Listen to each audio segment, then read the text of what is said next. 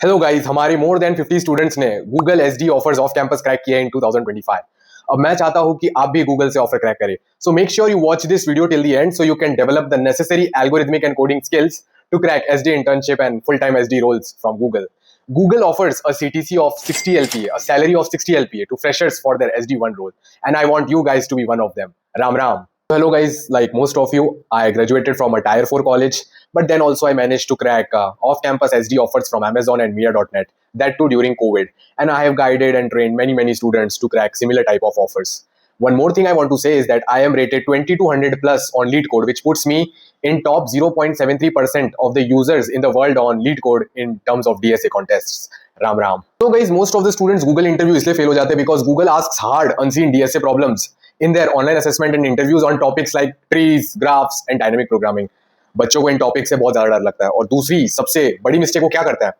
सबसे बड़ी मिस्टेक वो ये करता है कि इन सारे टॉपिक्स के क्वेश्चंस वो स्टैंडर्ड डीएसए शीट से प्रैक्टिस करते हैं। 10, 20, 30, 40 मैक्सिमम क्वेश्चंस पर topic of graph, trees and DP from standard DSA sheets, और सोचते हैं कि उनका काम हो गया। Guys, but that is not enough. आप गूगल के इंटरव्यू एक्सपीरियंसेस चेक करिए, LeetCode डिस्कस पर, जीएफजी पर, देसी क्यूएनए वेबसाइट पर। आपको पता चलेगा Google always asks new hard DSA question on either binary search और डीपी और ग्राफ और ट्रीज और a mixture of all of these. So Google wants those kind of people who can solve new coding problems, who can apply their own logic and brain to solve the problems. They don't, उनको रट्टू पोपट नहीं चाहिए जो standard DSA sheet के 200-400 question रट के गया है और वही पूछेंगे वही सॉल्व कर पाएगा। वैसे लोग गूगल को नहीं चाहिए। सो क्या करना चाहिए गूगल को क्रैक करने के लिए? Well, the best answer is कि आपको डेली कम से कम 2 से 4-5 हार्ड और न्यू डीएसए के क्वेश्चन करने चाहिए। LeetCode हार्ड न्यू वाले, कंपनी के ऑनलाइन असेसमेंट के क्वेश्चन करने चाहिए क्योंकि वो सारे के सारे हार्ड और न्यू होते हैं, और competitive programming, LeetCode contest, code forces contest से क्वेश्चन करने चाहिए। So hard level DSA plus ओए प्लस सीपी ट्रेनिंग आपको करनी चाहिए। इसके ऊपर मेरा 51 आवर का फ्री कोर्स है डीएसए ओए सीपी पर, उसकी लिंक विदेशीकरण.in आपको कमेंट से मिल जाएगी। इसके अलावा मैं हार्ड डीएसए ओए सीपी की फ्री लाइव ट्रेनिंग भी देता हूँ 3-4 days, sometimes 2-3 days per week.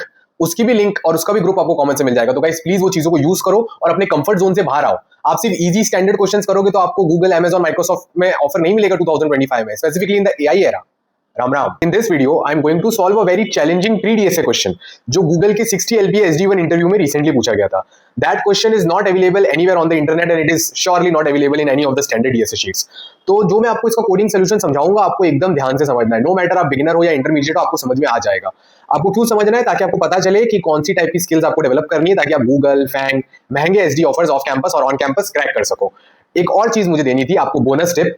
Google के पास्ट 100 to 500 इंटरव्यू एक्सपीरियंसेस और जो भी उन्होंने हार्ड अनसीन डीएसए क्वेश्चंस पूछे हैं, मैंने उनकी पूरी लिस्ट बना रखी है। बहुत रिसर्च करनी पड़ी और एक पीडीएफ एंड डॉक्यूमेंट लिंक में मैंने डाल दिया है। तो अगर आपको मुझसे Google SD 60 LPA free preparation PDF document चाहिए तो आप अपना ईमेल आईडी कमेंट्स में लिख दीजिए, मैं आपको कल सुबह तक मेल कर दूंगा।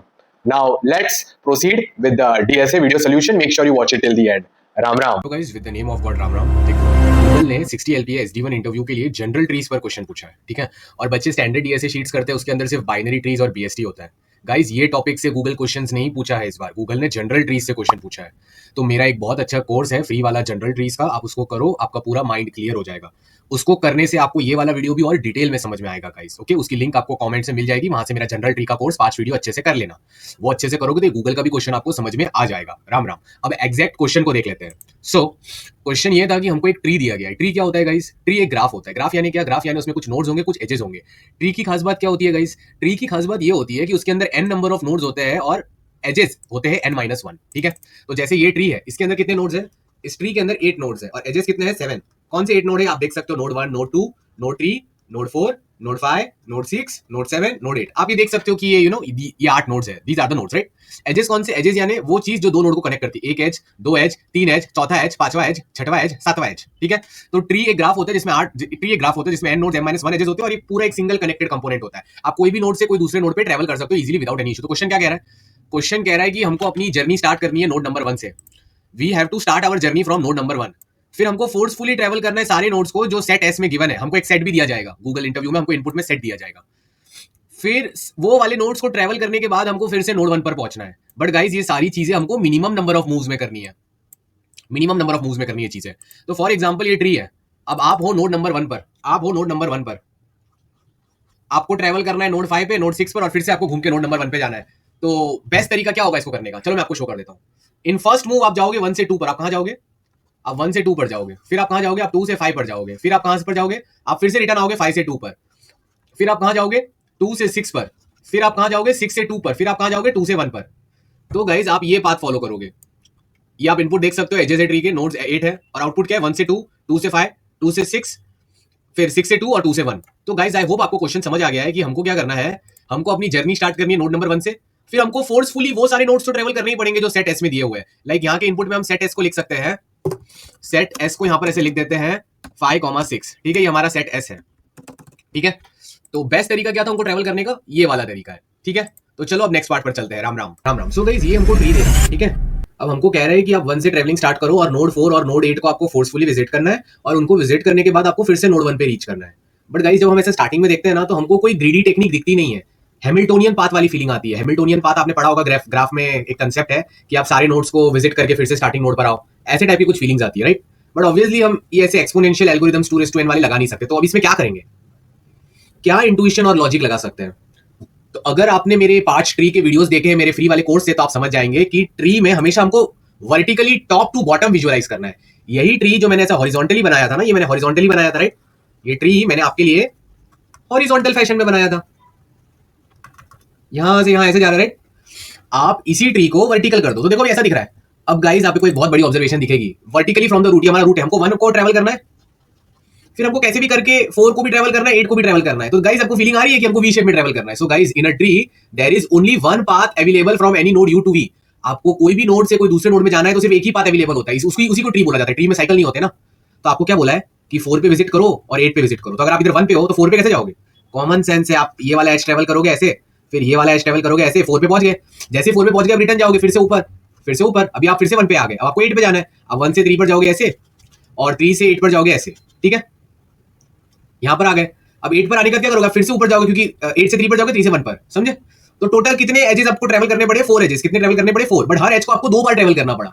सो गाइस यही सबसे बड़ी ऑब्जर्वेशन है कि आप ट्री को वर्टिकली ऑब्जर्व करो नोड नंबर 1 से। नोड नंबर 1 से अगर आप ऊपर से देखोगे तो आपको पता चल जाएगा कि आपको नीचे कहां जाना है। जहां जहां जाना है वहां पर रेड कलर कर दो, और वहां पर पहुंच के फिर से रिटर्न ऊपर चले जाओ। इससे बेटर तरीका और कोई हो ही नहीं सकता।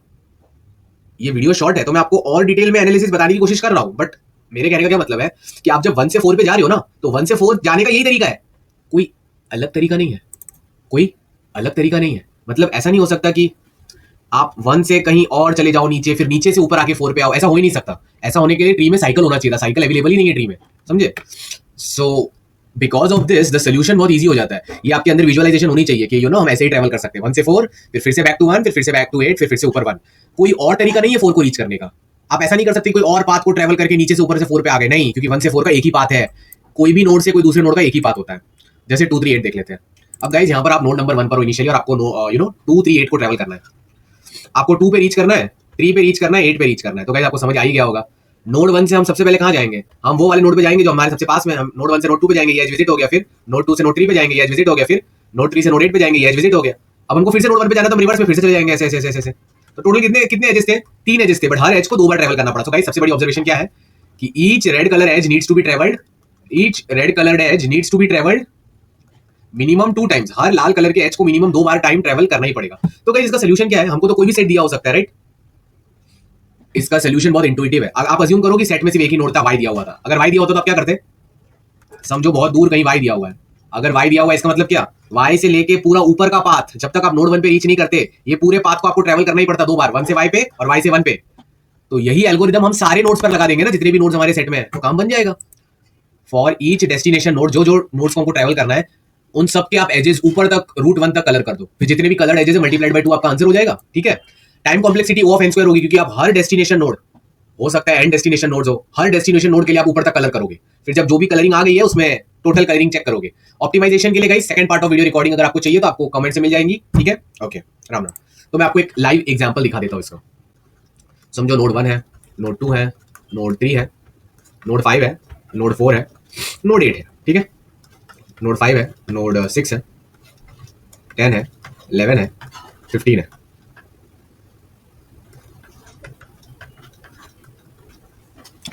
अब अगर आपको ये ट्री में कोई बंदा बोल दे कि आपको ये सारे नोड्स ट्रैवल करने ही पड़ेंगे, कौन से नोड्स, आपको नोड 3 ट्रैवल करना है, नोड 8 ट्रैवल करना है, नोड 6 ट्रैवल करना है, और नोड 21 ट्रैवल करना है। 3 8 6 21 मतलब 3 पे जाना है, 8 पे जाना है, 6 पे जाना है और 21 पे जाना है। तो बेस्ट पाथ क्या होगा, आपको नोड 1 से ये ट्रैवलिंग चालू करनी है और फिर से घूम के नोड 1 पे ही जाना है, तो बेस्ट तरीका क्या होगा?